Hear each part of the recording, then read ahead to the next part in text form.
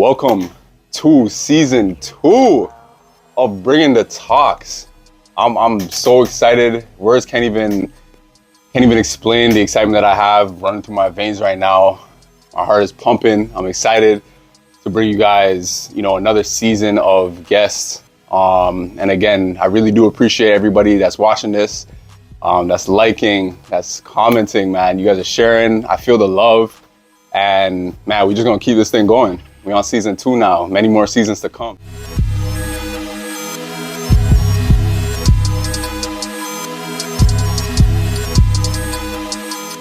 All right, so with season 2's first guest, it's an honor to have this talented individual on the episode, on the podcast. He's a music producer from Toronto, starting his music career back in 2018. He uses all the right sounds for you to get hypnotized by his audio aesthetic. So it's not even just the visual, it's the audio as well. Combination. Had to. But without further ado, season 2's first guest, Apollo. Welcome. Jeez, good to have you on. Yeah, so I'm glad to be here. Tell the people who you are, what you do. My name is Apollo. I'm a music producer from Toronto, like you were saying. I model as well. I do a lot. I'm not gonna lie to you, I do a lot. I do a lot. Even if I'm not producing or something, I do like to keep myself busy in terms of say if there's an event, I still want to be able to manage the audio and all right, the DJs are good, engineers are good, little stuff like that. I learned that throughout school, and since I was young too, just being in audio, you know what I mean. So I do quite a lot of things, and yeah. Jeez. Okay. But Apollo, I did my research. Apollo is a Greek god of archery, music, and dance. So that's pretty interesting, because I'm like, okay, Apollo, I wonder why he chose that. And I see this that it has to do with music. So was that something that you went into? Was that an intentional decision on your name, or where did the name Apollo even come from? So literally what you said, Apollo's basically the god of music and creativity in a way, because dance, what was the other one you said too? I think dance and poetry. Poetry. And then archery as well too. Archery is a form of art. It's a sport. Exactly. So that's pretty much how the name before. My name wasn't Apollo. It was, I used to go by Szn2. Jeez. Yeah. So that was just the old me, and Apollo was just the new me, a new coming, a new born person, and that's pretty much how it came to me. Is obviously from Greek mythology, and I'm a person, I love Greek mythology. I love history. And Poseidon actually was one of my favorite. Jeez. But I always liked Apollo. He has a sister Artemis. She's the god of the night, and Apollo's the sun. But that's pretty much. That's interesting, because I went through a little Greek mythology phase myself. Even when you remember the movie? I'm sure you watched it. Percy Jackson. Yup. Hell yeah! When that came out, books. Bro, you read the books? Hell yeah, I read all those books. I read all the books. Wow. Read all the books. So even Hercules and Hercules is when I first found out about Hercules was through Disney. Remember the Hercules Disney movie? Yeah. Yeah. Classic. So that's how I first knew about Hercules. So I always knew about Hercules, and I think that's actually where the liking for Greek mythology came from, was there. And obviously as a kid coming up, you just want to learn so much of different things. I'm learning about Greek mythology. I used to love dinosaurs. I had a very big creativity. I even wanted to be an archaeologist when I grew up. Jeez. Yeah, wow. Archaeologist, paleontologist. Yeah. No, I feel you, because one of my first passions was a vet, animal doctor. And it's crazy, because the part of the communication, helping people, helping other living things just in general, that's just that's where I'm at. But I I told you before this too, the frequency, you're vibing on the same frequency, bro. So but I see you pull up, you're wearing all black today. It's giving me the Dark Knight, Batman or something like that. I see that you reference a lot of the Dark Knight in, just your presence. Black Bruce Wayne. The Black Bruce Wayne. Black Bruce Wayne. Right there. So tell me a little bit about that, and why that resonates with you so much. I just feel Batman like I've always loved Batman, always, and I have other like superheroes that I love, but Yeah. just just Bruce Wayne, he's like is that person, like when you walk into a room, like it's that presence, like like once when like Bruce Wayne walks into a room, it's like, all right, like shit, like, Bruce that guy, like Bruce here, Bruce, yeah. like that guy's there, like what I mean, like that's that guy. So it's like like just it's just a kind of like the self-confidence is like, all right, like I know when I walk into a room, it's like people acknowledge me, and it's just like it's like, yeah, like I'm in the building, it's just like this is just who I am. And yeah, Batman's just a badass, so it's like what I mean. So like even the Dark Knight movies, like he's just crazy, but yeah, so I can't even remember when I put that in like my bio, just like the Black Bruce Wayne, like I don't know, like because I love anime too, so like I love Sasuke as well too, so just like those kind of like those dark characters that have like a real deep story to them. I just feel like they originate. Like I love Naruto as well too, like he has this really dark side to him and like really deep story, so it's like like, and I don't know, I just feel comfortable just wearing black sometimes. Like, black is just, it looks good on me, I'm not gonna lie. It goes with anything, It goes with anything, so I just put on an all black fit and just hit the road, you know what I mean? Jeez, you're talking about anime. I don't really, I feel like I like dip my feet into anime, Dragon Ball Z. One more recently, Baki. My boy's been telling me to watch Baki. Bro. Right now I'm like, I've watched episodes of Bleach, but right now I'm super, because growing up, like you would watch anime, but you almost like, you kind of just see like little episodes here and there, but you weren't really watching it from like, all right, this episode 1 to like 10. Following 10 to the whole 20, story. like, following the story. So now, like, I'm super tapped into Bleach right now. Bleach is super fire. I love it a lot. Jeez. But yeah, Baki I have to tap into. Bro, I'm like 2 episodes deep, and it's like, man, it really shows like all the Baki watchers out there. It shows like when you perfect your craft, how powerful you can actually be. That's literally anime what I'm too. getting from it. Yeah. Like this, literally anime is like, it's always a character starting from like nothing, and then they gotta grind so hard to be the best of the best in what they do. And you know what I mean? And it's always an amazing story. Like, I feel like, like everybody in life, everybody's a character. Everyone has their own different stories. Everyone has their own origin. Everybody's the main character, man. Everyone's the main character too of their own story as well. So it's like, like, beautiful. Interesting. All right, so I did hear you say, Batman, somebody you bring a lot of inspiration from. What other, aside from Batman, who would be, which is crazy because Batman the only human to go up against Superman, which is just wild. Me, I'm a big Marvel guy.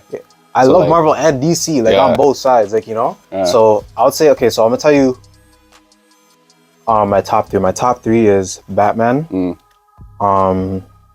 Black Panther, and it's between Spider-Man and Iron Man, but I'm gonna say Spider-Man because I actually grew up watching a lot of Spider-Man. Same. So even like when he gets a symbiote suit, like like Spider-Man's crazy. He has a whole bunch of different, like he's crazy. But I would say that's my top 3. And with me picking Black Panther is like he represents like unity and just like power. Even when the whole movie came out, when Marvel dropped it, like that was a big thing for the Black community. You know what I mean? So I've always loved him before then, but he's crazy. And then Spider-Man, I grew up watching Spider-Man, so it's really my childhood. I do not love Spider-Man. Literally. But yeah, Batman. I'd say Batman resides on me, and just like even the fact of the matter is like he has his Bruce Wayne side, and that's like your professional side. So I'd say that's the professional side of me. As well too. So now, when we're touching into the alter ego side, Apollo, how does that translate into your music? I would say that would translate my music because I would even say like I subject myself to one sound. I would say I make everything. Like people always ask me like, oh, what do you make? Do you make R&B? Do you make hip hop? And I'm like, brother, I make everything. Brother. Like, they're like everything, and then I'm like, bro, everything. Like dance. I've been working on a lot of Jersey club stuff. Like I'm really getting into that because that sound is so crazy. Been getting into a lot of Jersey club stuff and like R&B, hip hop. And I would say like a lot of like I make instrumentals. Like I don't even say just not type beats. I make instrumentals. So it's like like you could sit down like there and literally just listen to it and be like, yo, honestly, your vocals don't even have to go on this. Like it's like some beautiful stuff. So I make instrumentals and like I love orchestra music as well too. Like, symphonies. Silly what I be making. What else? From what I heard, it was a lot of like you fill the beat pockets really well. Thank you. Appreciate that. You know, different sounds, different melodies. I'm super big on melodies myself. Like I love a good melody. I love like melodies. Hours in Silence, just a song just to throw out there. Crazy. But you have like a very like almost like interstellar like Bring you to a next universe type shit.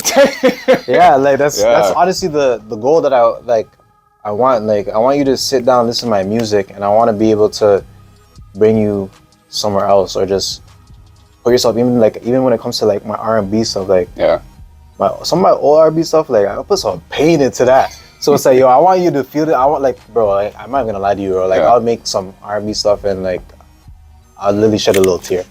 No word of a lie. So I'm like, bro, like this beat is so beautiful. Like it's deep. No, music does that too. You know, like even some of the, because I make dance music too, like house music and all that. So there's something I've really been getting into a lot, and try to make that stuff like some beautiful stuff too. Like just they sit down, just have you like whoa, like you know, just feeling the music, feeling it. Yeah, no, it's crazy. It gives you like, you know, alternate perspectives on things.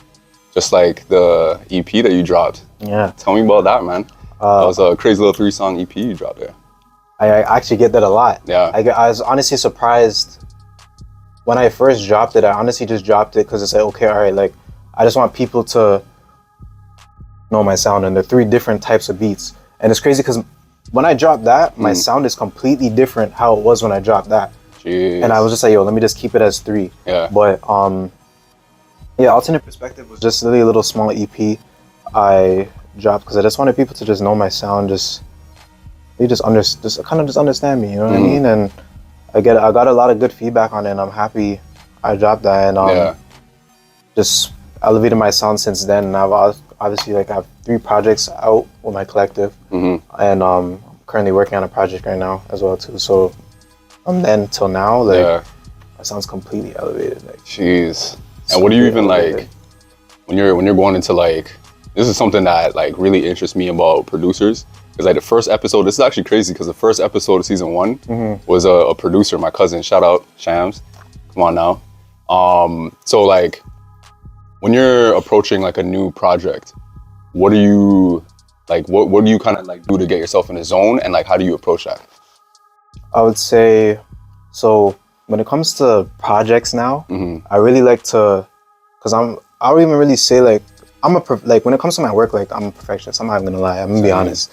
I'm a perfectionist, like I know.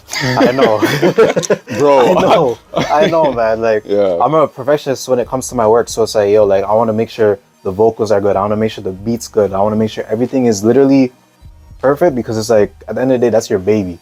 That's like, all right, like I'm giving this to the world, and I want to make sure it's straight. Yeah. So my creative process in terms of like kind of just taking my time with it. Don't need to rush it. Where it's like, oh shoot, like, all right, I'm gonna make this beat. We say, all right, this is just one tape right there. Like, you know what I mean? It's like, all right, I'm gonna make this beat. I'm gonna make another beat. Okay, all right, that one has potential to probably be on it. All right, this one I could probably sell, or I could give to somebody in my collective, or like just share it out to somebody. Like, you know what I mean? So you kind of like stay in the moment and just take it as it comes. Just take it as it comes, because it's like, you know, like I want to hear, okay, who do I hear on this? Like, you know what I mean?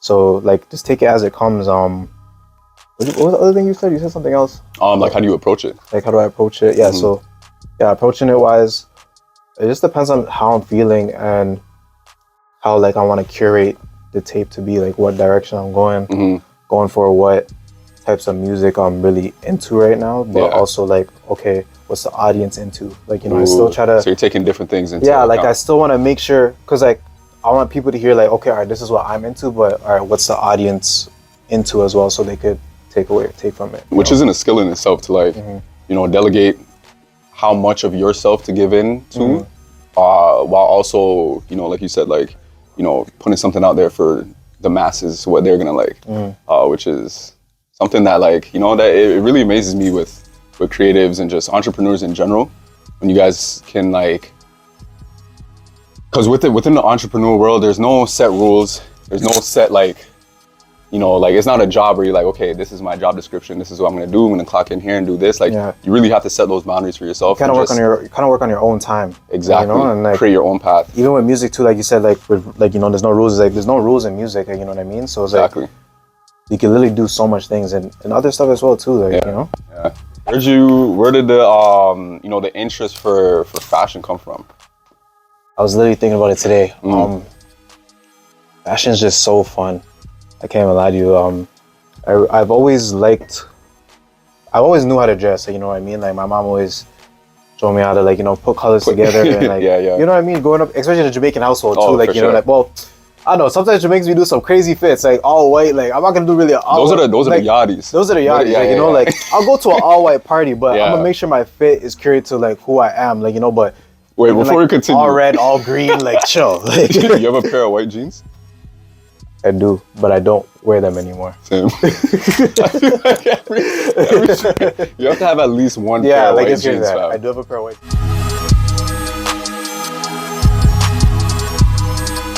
Like, how did you know, get into it, and where do you draw your inspiration fashion-wise from?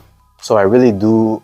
My favorite designer / creative director is Matthew Williams. He does Leaks, and he's the creative director for Givenchy. Yeah. So I find that a lot of their clothing, like Givenchy is very expensive, like, you know, but Leaks is like, you know, affordable. But eventually I'll get there. I'll be able to get my Givenchy. Yeah. But yeah, I find a lot of my stuff is curated to like kind of things he makes, because he has an Leaks and Nike collab, and like the Nike collab is kind of similar to what Nocta does, with like very utility type kind of like material stuff. Like, you know, like I do like to do like this like a little calm street fit. Like, you know what I mean? Super calm. So I would say a lot of my fashion is like curated to like what he makes, but I've always like I said, like I always had a love for fashion for, like, you know, like I always knew how to dress and all that. So it's like, you know, like I always loved fashion. And obviously as I gotten older, I knew about different brands and like, you know, and putting together like certain items from different items, interesting. So kind of like the same thing that you do with music. Yeah, taking certain sounds and put them to knowing what goes together. Interesting. That's crazy to see how like the music side of yourself and the fashion side, they both, you know. And as your music develops, like as you like, where you start off with music where it's like, okay, all right, like you start off okay, and then now like I'm getting to the point where it's like, okay, like, you know, it's the same thing with clothing. It's like, all right, like my style back then to my style now is like completely different, like, you know, and it's still gonna elevate because it's like I'm gonna be experiment with different colors and all that stuff too. You know what I mean? Yeah, no, I feel that. Yeah. And everybody knows fashion's all about the outer appearance. Yeah. As somebody who's in the fashion industry, what are you doing to focus on the inner appearance? So what's going on inside? How do you kind of like, you know, build that inner confidence as a model? And I would say like, just you gotta love yourself. Like, I think that's like, I feel like if you really love yourself, you could be like, all right, yo, I could go and be a model. Like, I feel like nobody could tell you what you, like, you know, what you can't be, like, you know what I mean? Right. So it's like, it's just loving yourself. Like, I have so much love for myself and like self-confidence where it's like, all right, you know, I could do that, like, you know? Yeah. And I feel like that's where it comes from, is just loving yourself. That's where the inner confidence comes from. Yeah, and I wanted to add on that too. Like, I feel like, you know, everybody does say love yourself, but then it gets a little confusing when it's like, okay, how do I actually do that? I feel like if you're able to accept yourself is the biggest thing. Because like a lot of people, you know, especially in this day and age, are, you know, pretending to be something they're not, or somebody who they're not, and that's where I feel like the disconnect comes. But once you're able to accept you are the way you are and love your good, especially your bad, that's when, exactly, 100%. And the thing is too, you build off of, like, you know, you learn your bad traits, and then it's like you build off of that, and it's like, okay, all right, I did that bad, and it's like, okay, all right, now I know how to maneuver my way properly if I was in a situation like that. Like, you get what I'm trying to say? Yeah. So it's like, you know, you learn from those bad traits, and those bad traits end up becoming good, and that's where the self-love comes. It's like, you know, you learn from your past mistakes, and, you know, like, that's building you as a person. Exactly. Like, you know what I mean? Yeah. And it's either you have the love all around or not around. And I like doing these little transition questions here. But yeah, tell me about it's a group of you guys. Group of creators, man. That's a gang. That's a family. That's the brotherhood. Shout them out real quick. All around and not around, man. We actually just dropped our website in August. So Make sure you guys go and check that out. allaroundandotaround.com. Literally everybody's there, like collective, what they do. Yeah. Music videos, there's t-shirts there, and like still more clothing to be dropped on the website as well too. So for those who don't know, like what is it essentially? So All Around and Not Around is basically a collective, and we're a brotherhood as well too. And it's not subjecting yourself to one thing. So being an all around creative. Jeez. You know?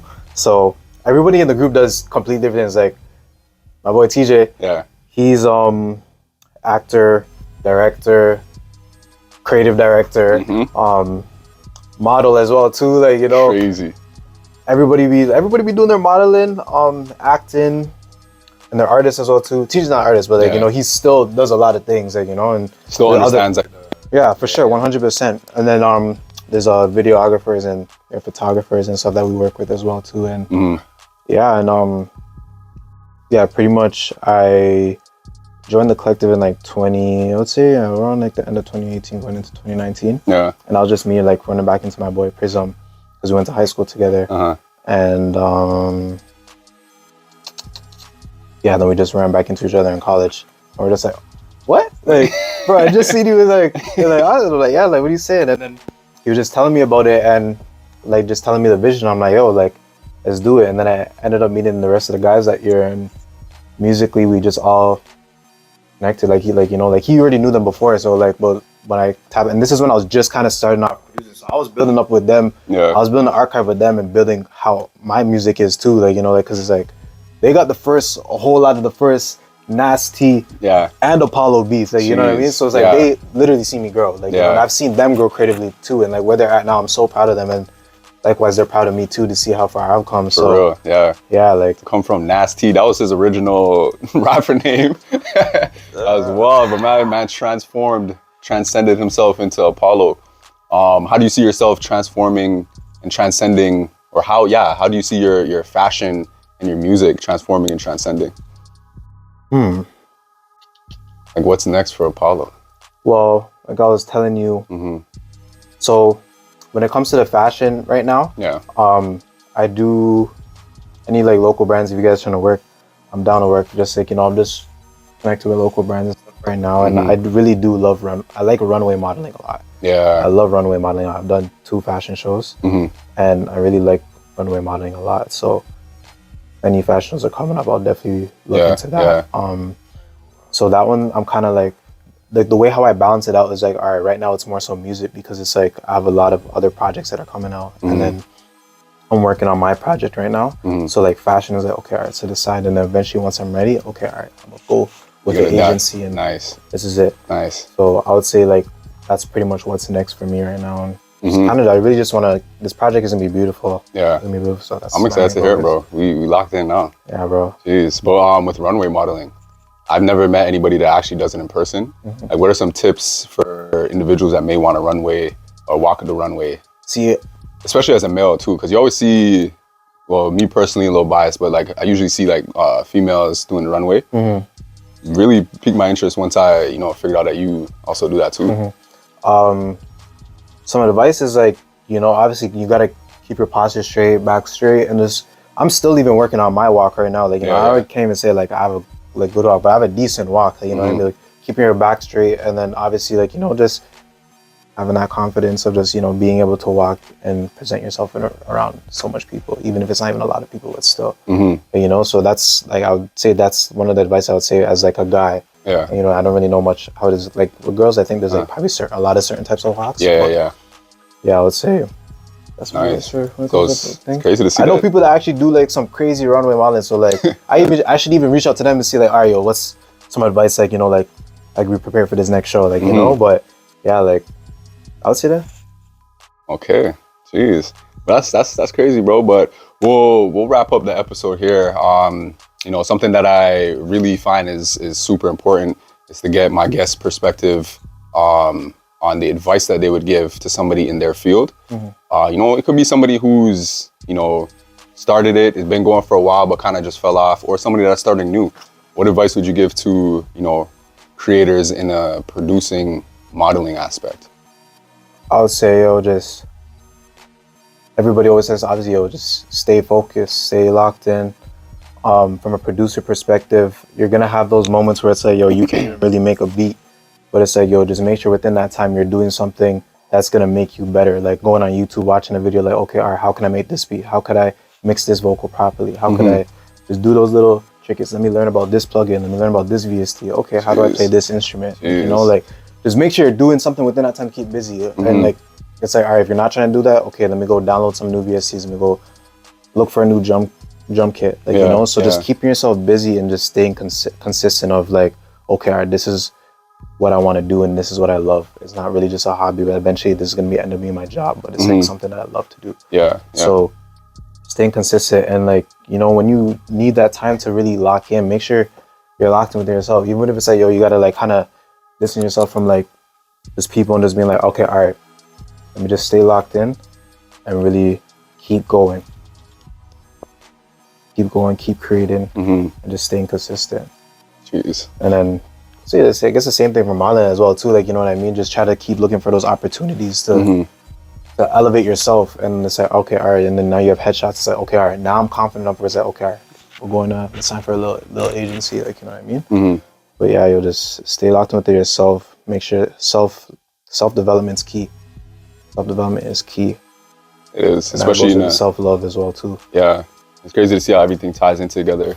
You know, self-development, especially as an entrepreneur, you are the business. Exactly. So you got to keep yourself, especially mentally sturdy, making sure nothing knocks you off your square for sure. Mentally, physically, like, you know, like I go to the gym as well too. So like, it's all starts with that. Like once you like live a healthy lifestyle, everything else just falls into place. Exactly. Like, you know what I mean? So, yeah. Jeez. All right. Y'all heard it here first. I got episode 1 in the books. Season 2 of Bringing the Talks. Man, I appreciate you, Apollo. Man, I'm so happy to be here, man. I'm so happy Thank you for coming through. For sure. You know, the conversations are great. I really feel like you got what you needed to get across to the people. And like I said, bro, we'll definitely be, you know, I always say like with all my guests, like you guys are, like, you guys got a special place, bro. Like just meeting so many new people, so many like-minded people, especially.